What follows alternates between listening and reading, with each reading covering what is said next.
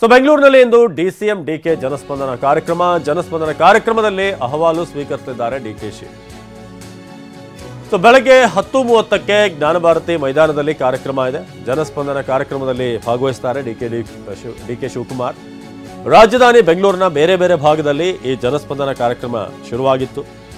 So ಕಾರ್ಯಕ್ರಮದಲ್ಲಿ ಬಿಜೆಪಿಯ ಶಾಸಕ ಮುನಿರತ್ನ ಭಾಗವಹಿಸುತ್ತಾರೆ. ಈ ಆರ್ ನಗರ ಭಾಗದ ಒಂದು ಜನಸ್ಪಂದನ ಆಗಿರೋದ್ರಿಂದ ಬಿಬಿಎಂಪಿ, ಬಿಡಿಎ, ಹಾಗೆಯೇ ಬಿಎಂಆರ್ಸಿಎಲ್, ಬಿಎಂಆರ್ಡಿಎ, ಬೆಸ್ಕಾಂ, ಜಲಮಂಡಳಿ, ಪೊಲೀಸ್ ಇಲಾಖೆ, ಕಂದಾಯ ಇಲಾಖೆ ಗ್ಯಾರಂಟಿ ಯೋಜನೆಗಳ ಸಮಸ್ಯೆ ಕುರಿತು ಸ್ಥಳದಲ್ಲೇ ಪರಿಹಾರದ ಭರವಸೆಯನ್ನು ನೀಡಲಾಗುತ್ತೆ.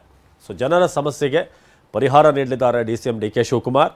ಸೊ ಬೆಳಗ್ಗೆ 10:30ಕ್ಕೆ ಜ್ಞಾನಭಾರತಿ ಮೈದಾನದಲ್ಲಿ ಕಾರ್ಯಕ್ರಮ ನಡೆಯಲಿದೆ.